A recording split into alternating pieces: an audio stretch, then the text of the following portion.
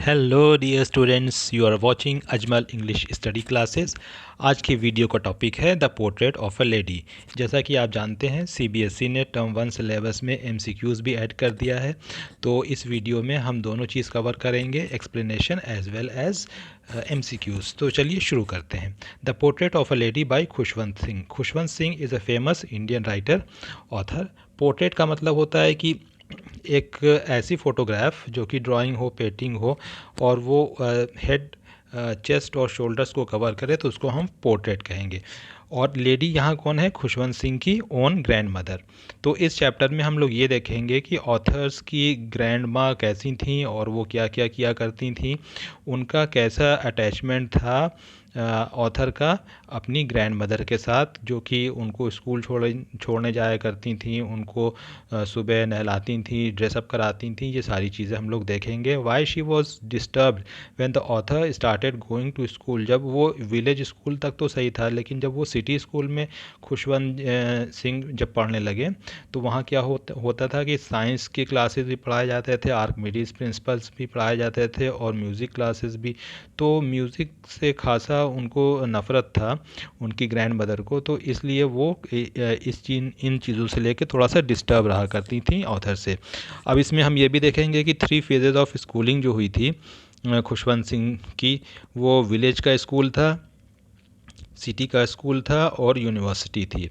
और फिर स्पैरो का क्या कनेक्शन था उनकी ग्रैंड मदर के साथ, और फिर क्या हुआ जब वो फॉरेन लैंड गए थे फॉरेन हायर स्टडीज़ के लिए, और फिर जब इंडिया आए।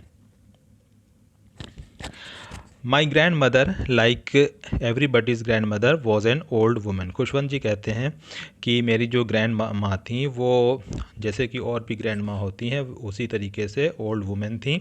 She had been old and wrinkled for the 20 years that I had known her. और ये कह रहे हैं कि 20 साल से मैं उनको उसी कंडीशन में देख रहा हूँ कि उनके फेस पे रिंकल था। रिंकल जब लाइंस और फोल्ड्स पड़ जाती हैं ड्यू टू ओल्ड एज तो उसको हम रिंकल्ड कहते हैं। People said that she had once been young and pretty and had even a husband but that was hard believe। और लोग ये कहते हैं कि ये अपने जवानी के दिनों में बहुत ही यंग थी, बहुत ही प्रीटी थी, गुड लुकिंग थी और इनके एक हस्बैंड भी थे, मतलब इनकी मैरिज भी हुई थी।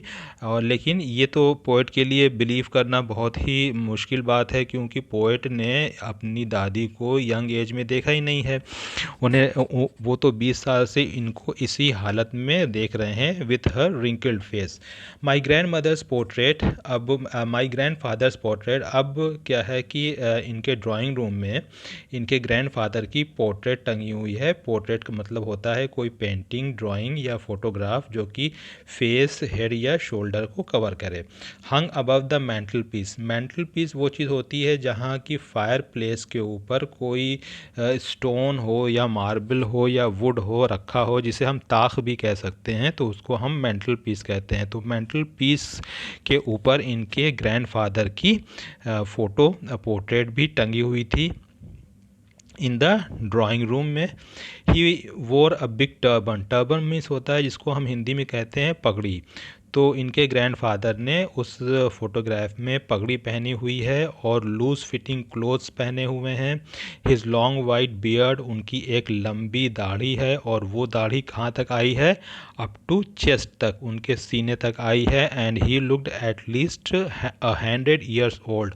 और वो उस पोर्ट्रेट में कितने साल के लग रहे हैं? 100 ईयर्स के लग रहे हैं। तो हेयर अ क्वेश्चन अराइजेज कि अगर क्वेश्चन एमसीक्यू इसमें ऐसे पूछ दिया जाएगा कि what was the age of the grandfather in the portrait, तो अगर ऑप्शन दे दिया जाए 80 ईयर्स, 90 ईयर्स, 100 ईयर्स या नन ऑफ द अबव, तो करेक्ट आंसर होगा 100 years. He did not look the sort of person who would have a wife or children। और उनकी पोर्ट्रेट देखने से ऐसा नहीं लग रहा था कि वो 100 साल के होंगे और उन्होंने शादी भी की होगी, उनके बच्चे भी होंगे। He looked as if he could only have lots and lots of grandchildren, और उनकी पोर्ट्रेट देखने से ऐसा लग रहा था कि उनके सिर्फ ग्रैंड चिल्ड्रेन होंगे, मीन्स नाती पोते होंगे।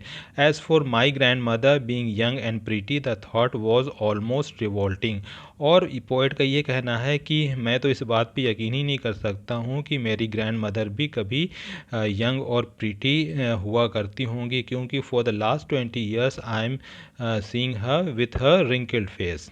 She often told us of games she used to play as child. और ग्रैंड मदर खुशवंत सिंह जी को ये भी बताती हैं कि वो जब छोटी सी थी तो वो जैसे कि बच्चे खेलते हैं तो वो भी खेला करती थी। That seemed quite absurd and undignified on her part. और ये बातें सुन के पोइट को थोड़ा सा इस पे बिलीफ नहीं होता था और अनरेस्पेक्टफुल लगता था, क्योंकि उन्होंने तो अपनी ग्रैंड मदर को एज अ पायस लेडी और एज अ रिलीजियस लेडी ही देखा है, जो कि हमेशा रोज़री की बीट्स गिना करती थीं और चैंट किया करती थीं।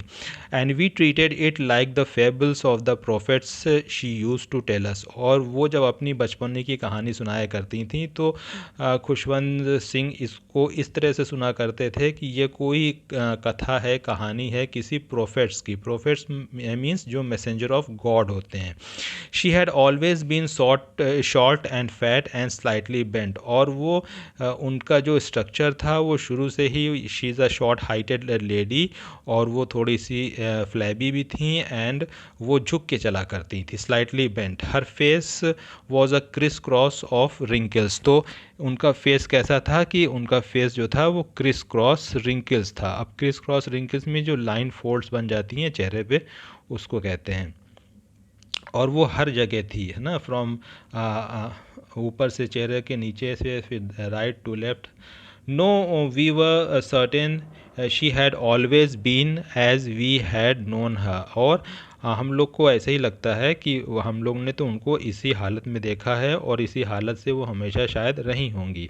Old, so terribly old that she could not have grown older and had stayed at the same age for 20 years. और पोइट कहते हैं कि इतनी ओल्ड हो चुकी हैं कि अब इनके और ओल्ड होने की कोई गुंजाइश नहीं है। पिछले 20 सालों से हम लोग इनको इसी तरीके से देखते चले आए हैं। She could never have been pretty but she always beautiful. वो हो सकता है कि उतनी प्रीटी ना रही हों, लेकिन खूबसूरत तो वो हमेशा से थी। शी हॉबल्ड, हॉबल्ड का मतलब होता है कि थोड़ा सा लंगड़ा के चलना, जैसे कि कभी पैर में चोट वगैरह लग जाती है ना, तो लोग क्या कर लिम्पिंग वॉक होने लगती है ना, जो गेट होती है, स्टाइल ऑफ वॉकिंग लिम्पिंग होने लगती है। तो इसी तरीके से इनकी ग्रैंड मदर भी थोड़ा सा लिम्प करके चला करती थी। About the house in the spotless white with one hand resting on her waist to balance her stoop and the other telling the beats of her rosary. और एक हाथ उनके कमर पे हुआ करता था और दूसरे हाथ में वो उनकी मोतियों की माला हुआ करती थी, जो बीट्स जिस पे वो चैंट किया करती थी, अपने श्लोक्स वगैरह पढ़ा करती थी। और अपने वो कमर पे हाथ इसलिए रखा करती थी ताकि बैलेंस बनाने के लिए।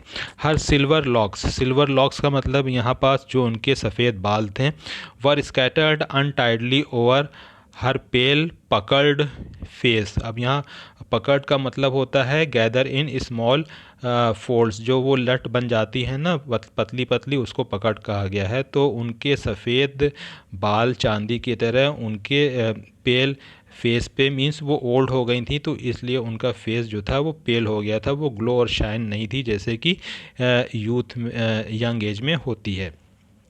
And her lips constantly moved in inaudible, inaudible मतलब कि जो सुनाई न दे, इनऑडिबल प्रेयर। और वो हमेशा कुछ ना कुछ चैंट किया करती थी, जो भी उनको रिलीजियस स्क्रिप्चर वगैरह याद थे।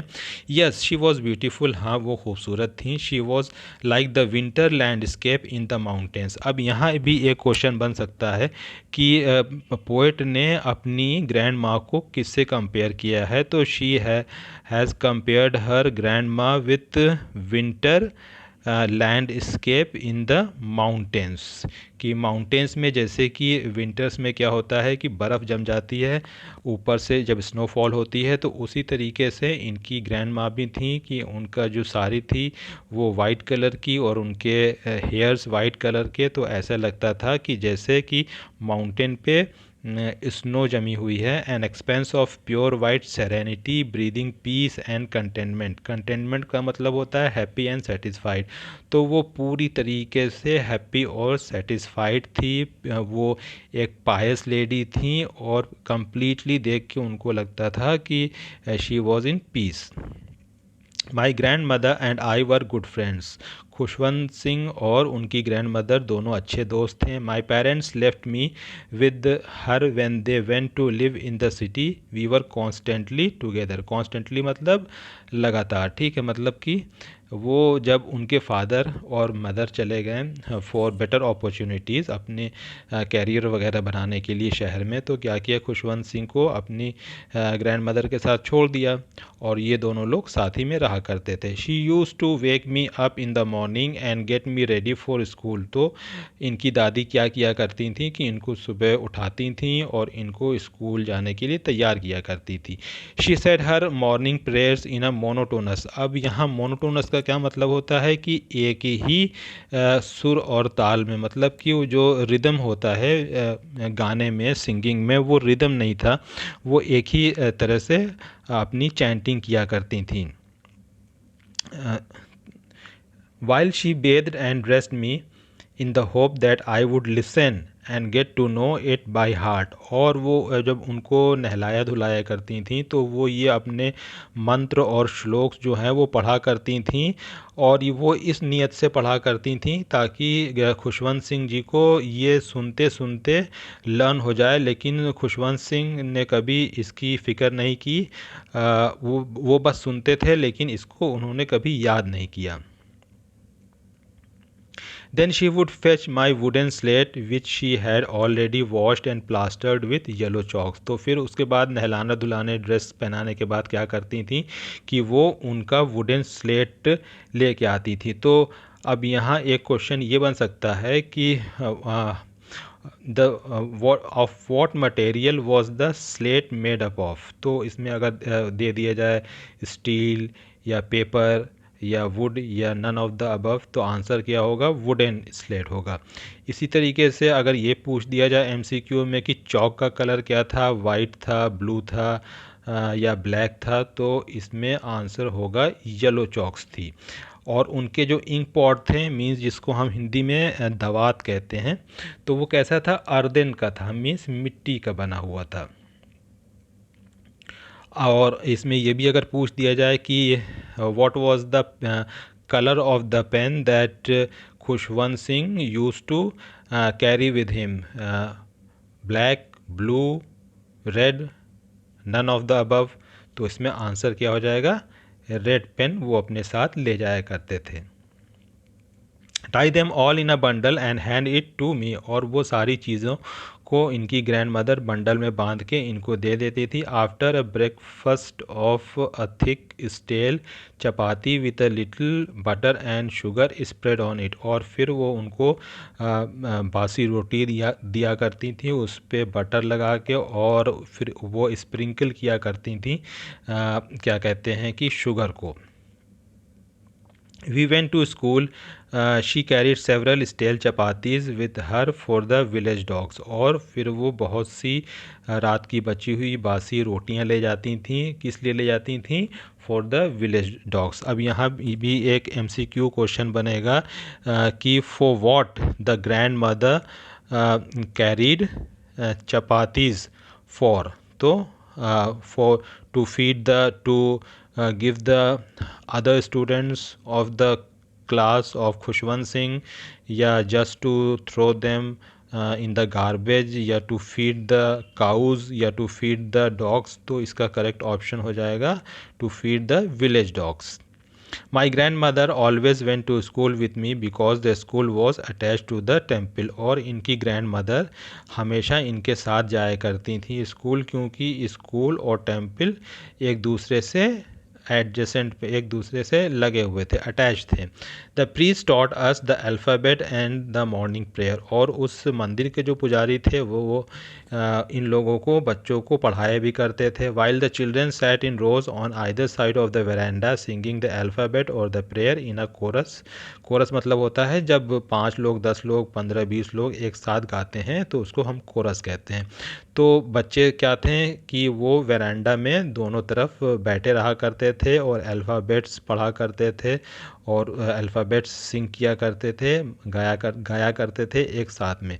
माई mother, grandmother sat inside reading the scriptures. Scriptures means होता है सेक्रेड राइटिंग्स, जैसे सेक्रेड बुक्स वगैरह हो गई, कोई भी महाभारत हो गई, रामायण हो गई, तो इन सब चीज़ को सेक्रेड राइटिंग्स कहते हैं। तो इनकी ग्रैंड मदर अंदर मंदिर में बैठ के वो अपने सेक्रेड बुक्स वगैरह पढ़ा करती थी।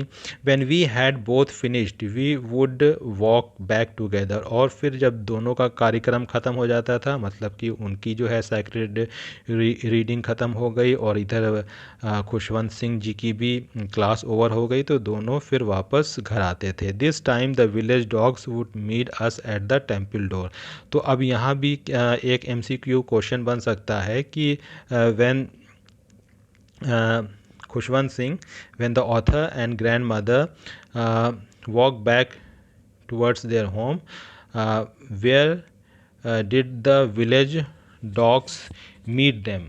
So they meet them on the door of the school, near the door of their house, और on the streets, और at the temple door. तो करेक्ट ऑप्शन क्या होगा? Eight the temple door. They followed us to our home, growling and fighting with each other for the chapatis we threw them. और वो कुत्ते जो थे वो डॉग्स दोनों लोगों का घर तक पीछा करते थे और वो ग्रॉल करते थे। ग्रॉल मतलब होता है जैसे कुत्ते की जो गुर्राहट वाली आवाज़ होती है ना, जब one dogs trying to scare the other dog, जैसे ये ऐसे करते हैं ना, आप लोग ने सुना होगा डॉग्स को ऐसे गुर्राते हैं एक दूसरे पे, तो उसको ग्रॉलिंग साउंड कहते हैं। When my parents were comfortably well settled in the, comfortably means well, तो well settled in the city they sent for us. तो अब जब इनके पेरेंट्स अच्छे से सेटल हो गए, मीन्स इन जो बिज़नेस वगैरह इनका वहाँ इस्टेब्लिश हो गया, तो उसके बाद इनके पेरेंट्स ने खुशवंत सिंह को और इनकी ग्रैंड मदर को शहर बुला लिया। That was a turning point in are friendship, और यहीं से इनकी फ्रेंडशिप का टर्निंग पॉइंट शुरू होता है। तो एक क्वेश्चन यहाँ ये भी बन सकता है MCQ का कि what was the turning point of the friendship of author and his grandmother. So when they were called to the city by the parent of author. Although we shared the same room, my grandmother no longer came to school with me. I used to go to an English school in a motor बस। अब क्या होता था कि अब तो ये शहर में आ गए थे, लेकिन ये दोनों लोग एक ही रूम में रहा करते थे, लेकिन अब इनकी ग्रैंड मदर इनको स्कूल ड्रॉप करने नहीं जाया करती थी। तो व्हाट वाज द रीज़न? वो रीज़न क्या था कि वहाँ एक मोटर बस आती थी। तो यहाँ एक MCQ क्वेश्चन बनेगा कि why didn't grandmother drop the author to his school, because he was going to school by motor bus. वो मोटर बस से जाया करते थे इसीलिए। There were no dogs in the street and she took to feeding sparrows in the courtyard. Courtyard मतलब होता है आंगन, जो किसको हम कहते हैं, ऑफ आर सिटी हाउसेस। तो इनके शहर वाले मकान में जो आंगन था उसमें इनकी दादी जो है वो स्पैरोज़ को फीड करना शुरू कर दिया। क्यों? क्योंकि शहर में जो स्ट्रे डॉग्स थे वो थे ही नहीं। As the years rolled by we saw less of each others. और जैसे ही साल गुजरते गए दोनों ने एक दूसरे को देखना कम कर दिया। तो मतलब ये कि खुशवंत सिंह अपने स्टडी में, अपनी पढ़ाई में बिज़ी होने लगे, तो एक दूसरे से इतना बात करने का फिर टाइम नहीं मिला करता था। For some time she continue to wake me up and get me ready for school. और कुछ समय तक इनकी ग्रैंड मदर इनको सुबह उठाया करती थी और तैयार किया करती थी स्कूल जाने के लिए। When I came back she would ask me what the teacher had taught me. और जब ये स्कूल से वापस आया करते थे तो वो इनकी ग्रैंड मदर इनसे पूछती थी कि स्कूल में आज क्या पढ़ाया गया। I would tell her English words and little things of western science and learning. तो ये इंग्लिश के कुछ वर्ड्स बता दिया करते थे जो जैसे कि डिफ़िकल्ट वर्ड्स वगैरह अगर पढ़ाया गया हो, और इसी तरीके से ये बताते थे कि हम लोग को वेस्टर्न साइंस पढ़ाया गया और कुछ हम लोग को याद कराया गया, लॉ ऑफ ग्रेविटी पढ़ाई गई, आर्किमिडीज प्रिंसिपल पढ़ाया गया, और ये बताया गया कि दुनिया गोल है।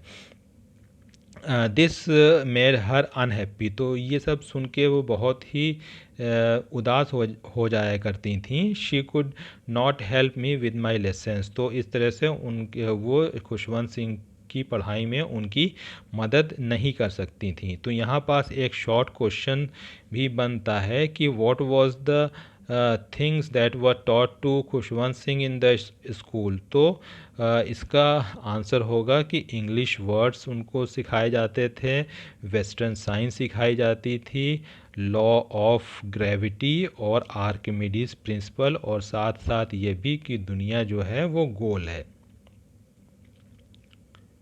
She did not believe in the things they taught at the English school and was distressed. Distressed मतलब होता है चिंतित, वरी, दुखी।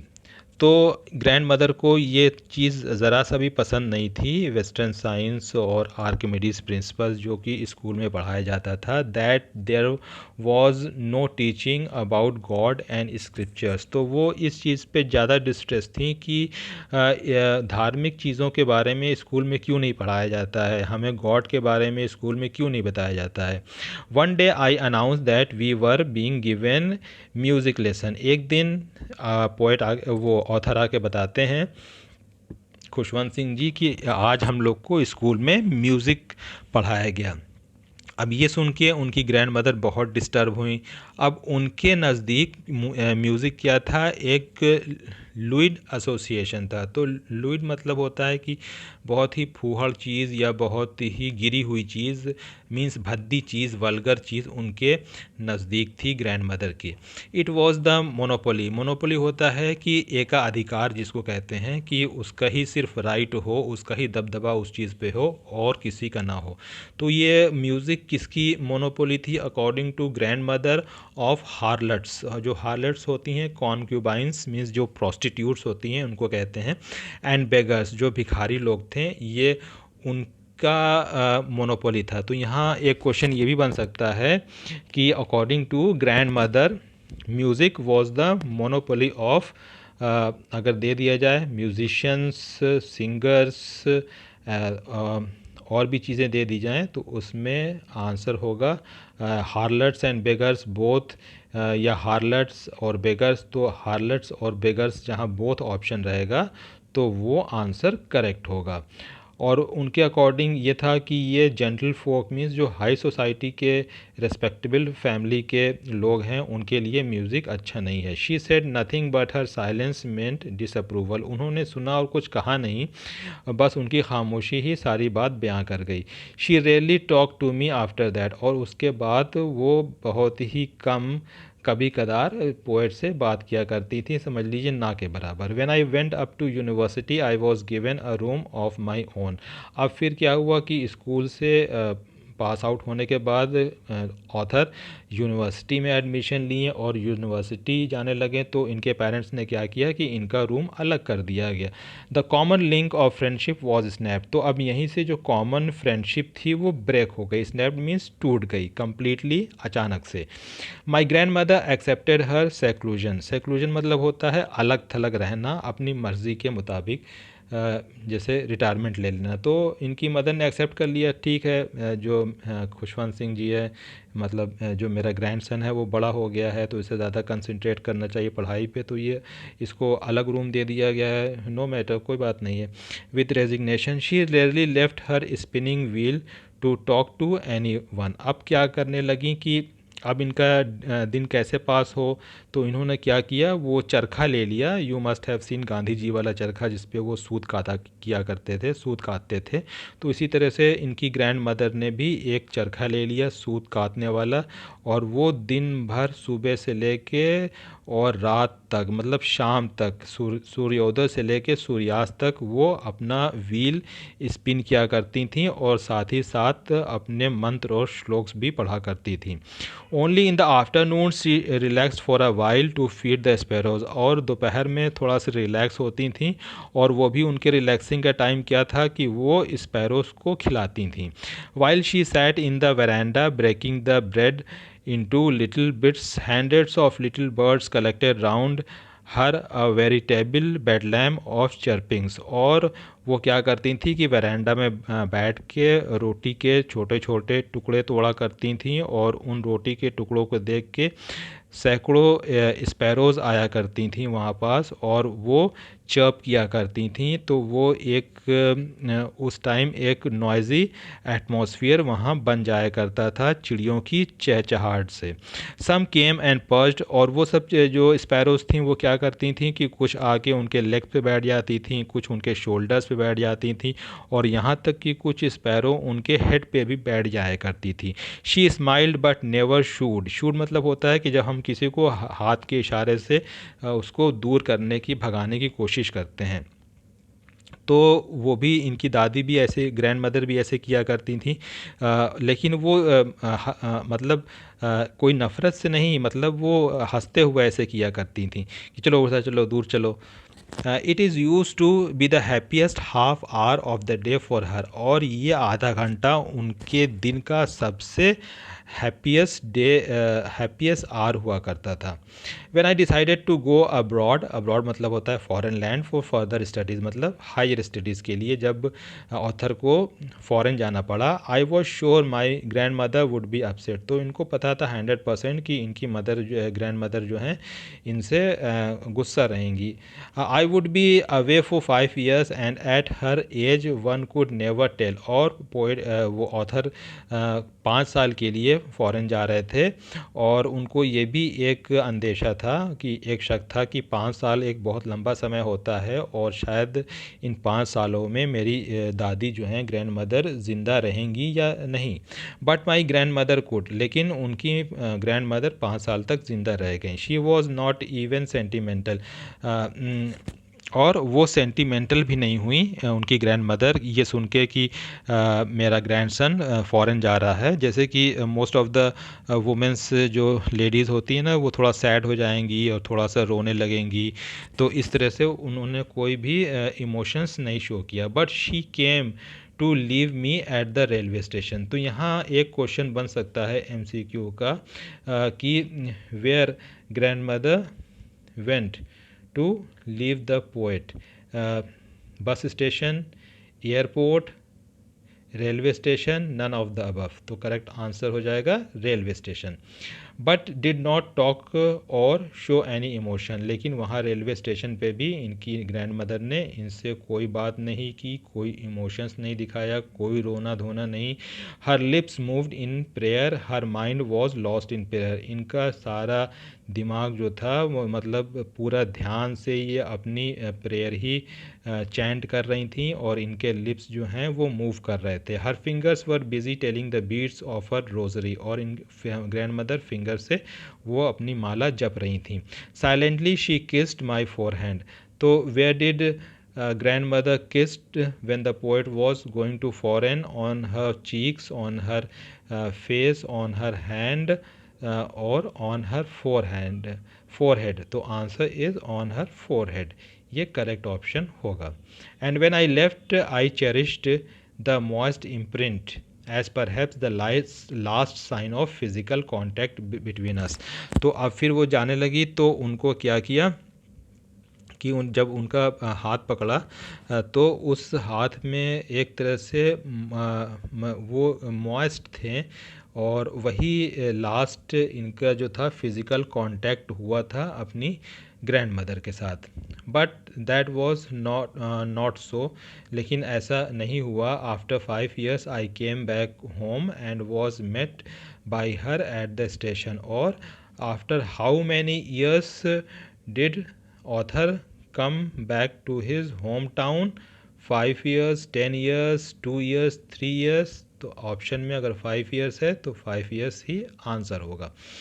She did not look a day older. फिर 5 साल गुजर गए थे, एक लंबा समय होता है, लेकिन उनकी दादी जो थी वैसे ही की थी। अब वो जैसा थी वैसी ही थी, मतलब कि वो और ओल्ड नहीं लग रही थी। She still had no time for words. और यहाँ भी 5 साल गुजर जाने के बाद भी उनके पास कोई टाइम नहीं था अपने ग्रैंड सन से बात करने के लिए, because she were very busy in chanting and reciting her prayers and while she clasp मतलब होता है कि ज़ोर से पकड़ लेना। तो इसी तरह से अपनी आर्म्स में, अपनी बाहों में अपने ग्रैंड सन को क्लैस्प किया ग्रैंड मदर ने। Even on the first day of my arrival her happiest moment were with her sparrows home she fed longer and with frivolous rebuke. Frivolous rebuke मतलब होता है कि जब हम किसी को डांटते हैं लेकिन उस डांट में ममता होती है और प्यार होता है, तो उसको हम फ्रिवलस रिब्यूक कहते हैं। तो अब पोइट ये एक्सपेक्ट कर रहे थे कि हम 5 साल वहाँ रहे हैं, फ़ॉरेन से आए हैं, आज तो मेरी ग्रैंड मदर मुझसे बहुत बात करेंगी, पूछेंगी कि तुम्हारा 5 साल कैसा गुजरा, तुमने क्या क्या किया, क्या करते थे, क्या खाते थे, क्या पढ़ते थे, कहाँ जाते थे। लेकिन ऐसा जो भी पोइट ने एक्सपेक्ट किया था ऐसा नहीं हुआ, बल्कि पोइट ने ये देखा कि पहले से ज़्यादा अब स्पैरोज़ के साथ उनकी ग्रैंड मदर बिज़ी हो गई हैं और उनको फीड कर रही हैं और साथ ही साथ उनको डांट भी रही हैं, और उस डांट में उनका प्यार और ममता छुपा हुआ है towards sparrows. In the evening a change came over हर। शाम को क्या हुआ कि अचानक से एक बदलाव आता है ग्रैंड मदर के अंदर। She did not pray. अब वो शाम को उन्होंने प्रे नहीं किया। She collected the women of the neighbourhood, got an old drum and started to sing. तो उन्होंने क्या किया कि मोहल्ले की और पड़ोस की सारी औरतों को इकट्ठा किया, एक पुराना कहीं से ढोलक लिया और वो फिर उसको बजाना शुरू कर दिया। For several hours she thumbed the sagging skins of the dilapidated drum and sang of the homecoming of warriors. Warriors मतलब होता है जो बहादुर योद्धा। पहले ज़माने में जब राजा महाराजाओं का ज़माना था, जब लड़ाइयाँ हुआ करती थीं लैंड के लिए और टेरिटरी के लिए, तो वहाँ वॉरियर्स जो जीत के आते थे उनकी खुशी में उनके घर की लेडीज़ जो थीं वो गाना गाया करती थी। तो इसी तरीके से यहाँ जो वॉरियर थे वो खुशवंत सिंह जी थे, और वो उनकी ग्रैंड मदर के लिए एक वॉरियर थे, ब्रेव सोल्जर थे, जो कि फॉरेन से आए थे अपनी पढ़ाई कंप्लीट करने के बाद। We had to persuade her to stop to avoid overstraining. Overstraining मतलब होता है जब हम कोई चीज़ ज़्यादा कर लेते हैं।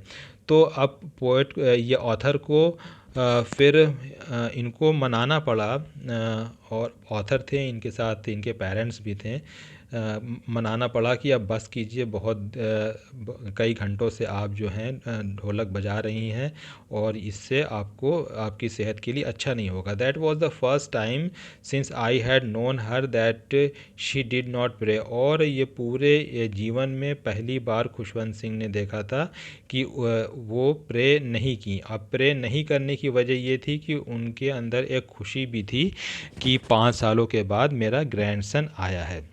The next morning she was taken ill. अब वो 5 साल के बाद आने की खुशी में इतना ज़्यादा उन्होंने ढोल बजाया कि अगली सुबह क्या हुआ कि इनकी ग्रैंड मदर बीमार पड़ गई, और फिर डॉक्टर को बुलाया गया। डॉक्टर ने कहा कि हल्का सा बुखार है, ख़त्म हो जाएगा। But my grand mother thought differently. लेकिन इनकी ग्रैंड मदर का सोचना दूसरा था। She told us that her and was near. उन्होंने कहा कि अब मेरा वक्त आ चुका है, बहुत करीब है। She said that only a few hours before the close of her last chapter, की अब मेरे ज़िंदगी का आखिरी चैप्टर बचा हुआ है, अब कुछ ही घंटे मेरी ज़िंदगी में बाकी हैं। Of her life she had omitted to pray. She was not going to waste any more time talking to us. और वो ये चाहती थी कि हम जो है अपनी प्रेयर नहीं छोड़ेंगे, और अगर इन लोग से बात करेंगे तो मेरा टाइम वेस्ट होगा। We protested. हम लोग ने, पोइट ने, ऑथर ने और इनके घर वालों ने क्या किया कि मना किया कि नहीं ऐसा मत कीजिए। But she ignored our protest. लेकिन इन्होंने उसको खारिज कर दिया। She lay peacefully in bed praying and telling her beats. और वो आराम आराम से शांतिपूर्वक अपने बेड पे लेटी हुई थीं और वो प्रे कर रही थीं और बीड्स को, अपनी मोतियों की माला को, रोज़री को वो अपने फिंगर से काउंट कर रही थी. Even before we could suspect her lips stopped moving and the rosary fell from her lifeless hand. और पोइट ऑथर ने ये उम्मीद भी नहीं की होगी कि इतनी जल्दी इनका चैप्टर क्लोज़ हो जाएगा, लेकिन देखते ही देखते अचानक क्या हुआ कि उनके लिप्स जो थे वो मूव करना बंद हो गए और उनके हाथ से उनकी जो माला थी वो ज़मीन पे गिर गई. A peaceful pallor spread. Pallor means होता है जब फेस जो है डल हो जाता है. Spread on her face and we knew that she was dead. और एक चेहरा उनका रंग बदल गया और ऑथर लोग ये समझ गए कि अब ये she is no more, she is dead now. We lifted her off the bed and in customary means traditionally, जैसा कि होता है हिंदू रीति रिवाज में कि अगर कोई भी डेड बॉडी बेड पे है तो उसको उतार के ज़मीन में लिटा दिया जाता है. तो ऐसा ऑथर ने भी किया कि अपनी ग्रैंड मदर को उठा के फिर ज़मीन पे इन लोगों ने उनको रखा. And covered her with a red shroud. Shroud मतलब होता है जिसको हम कफन कहते हैं, जो कि डेड बॉडी के अराउंड रैप किया जाता है. तो यहाँ भी एक क्वेश्चन बन जाता है कि what was the colour of the shroud when her grand mother was wrapped in. Red, white, blue, all of them. तो इसमें क्या होगा, रेड कलर का श्राउड था, कफन था. After a few hours of morning. Morning मतलब होता है कि जब हम दुख मनाते हैं, ठीक है, तो उसको कहते हैं किसी के मर जाने पे, मतलब किसी की डेथ हो जाने पे जब हम दुखी होते हैं तो उसे हम मॉर्निंग कहते हैं. We left her alone to make arrangements for her. और ये लोग उनको ज़मीन पे लटा के फिर चले जाते हैं क्रिया कर्म का इंतज़ाम करने. In the evening we went to her room with a crude stretcher to take her to the to be cremated. और फिर शाम को क्या होता है कि वो क्रूड, जैसे कि जो फ्रेशली बैम्बूज होते हैं उनके जो स्ट्रेचर्स बनाए जाते हैं, उसी पे डेड बॉडी को ले जाता है. तो उस तरह का ऑथर लोग ने इंतज़ाम किया और लेके आए कि इसी पे डेड बॉडी को रख के ले जाएंगे.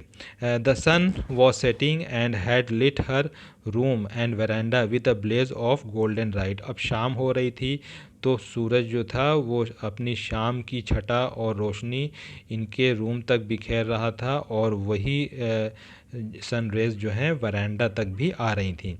We stopped halfway in the courtyard. और ये लोग जो हैं कोर्ट यार्ड के बीचों बीच में रुक गए. All over the veranda and in her room right up to where she lay dead and stiff wrapped in the red shroud. Thousands of sparrows sat scattered on the floor. तो ये author क्या देखते हैं कि हज़ारों sparrows जो हैं वो बिखरी हैं, मतलब कि एक थोड़ी थोड़ी दूर पे वरांडा में की ज़मीन पे बैठी हुई हैं. There was no chirping. अब ये भी स्पैरोज़ भी उदास थीं, उनको भी मालूम चल गया था कि हमारा caretaker is no more in this world. We felt sorry for the birds and my mother fetched some bread for them. और ऑथर को इन स्पैरोज़ के लिए बड़ा अफसोस हुआ कि अब इन लोग को कौन खिलाएगा. तो ऑथर की मदर जो थी वो कुछ रोटी लेती हैं और उसको छोटे छोटे टुकड़ों में तोड़ती हैं. The way my grandmother use to and threw it to them. जैसा कि इनकी ग्रैंड मदर करती थी और इनकी मदर ने भी ऐसा किया, छोटे छोटे पीसेस किए और फिर वो बिखेर दिए. The sparrows took no notice of the bread. खाने की तो दूर की बात है, स्पैरोज़ ने ब्रेड को की तरफ देखा भी नहीं, वो नोटिस भी नहीं किया कि मेरी तरफ कोई चीज़ फेंकी गई है. When we carried my mother grandmother's corpse मतलब होता है डेड बॉडी. तो जब ये लोग ले जा रहे थे अपनी ऑथर ले जा रहे थे अपनी ग्रैंड मदर के डेड बॉडी को, दे फ्लू अवे क्वाइटली. तो फिर वो स्पैरोज़ भी खामोशी से वहाँ से उड़ जाती हैं. Next morning the sweeper swept the bread crumbs into the dustbin. फिर नेक्स्ट मॉर्निंग क्या होता है कि स्वीपर आता है और वो सारे ब्रेड क्रम्स के, रोटी के टुकड़ों को डस्टबिन में डाल के उनको फेंक देता है.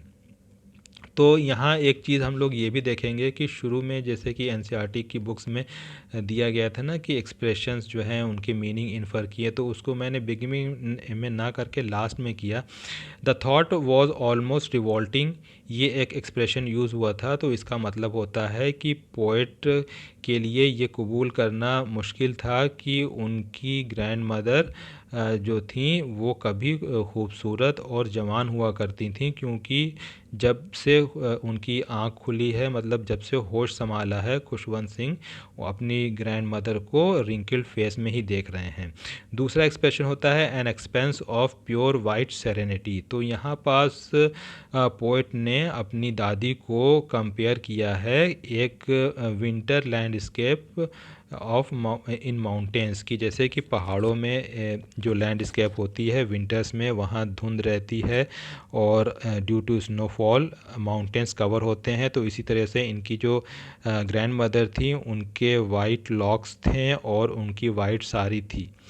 टर्निंग पॉइंट मतलब कि जो जीवन में एक ही बहुत ही इम्पॉर्टेंट बदलाव आए जिसकी वजह से लाइफ चेंज होने लगे। Accepted her seclusion with resignation, इसका मतलब होता है कि उन्होंने ये इस चीज़ को स्वीकार कर लिया कि ठीक है हम अलग रहेंगे पोइट से। अ वेरिटेबल बेडलैम ऑफ चर्पिंग्स का मतलब हुआ कि जब वो इनकी ग्रैंड मदर ब्रेड को स्मॉल बिट्स एंड पीसेस में तोड़ा करती थी, तो सारी स्पैरोज़ आ जाया करती थी, उनके चारों तरफ घेरा बना के बैठ जाया करती थी। फ्रिवलस रिब्यूक का मतलब होता है किसी को डांटना, लेकिन उस डांट में प्यार और ममता भरी रहती है, और जैसे हैंड वेव करके जैसे उसे चलो उधर उधर उधर ऐसे किया जाता है ना, तो इस तरह से करके वो उन लोग को हटाया भी करती थी। The sagging skins of the dilapidated drum का मतलब हुआ कि वो जो पुराना ड्रम लेके आई थी ढोलक, तो उसको इतना बैटर किया ग्रैंड मदर ने खुशी से, इतना ढोल बजाया कि उसकी जो स्किन थी वो लूज़ हो गई। So that was the explanation of this chapter. So dear students, stay connected with my channel and you will get lots more video like this. Float this video to all your friends, like, share and subscribe. Bye.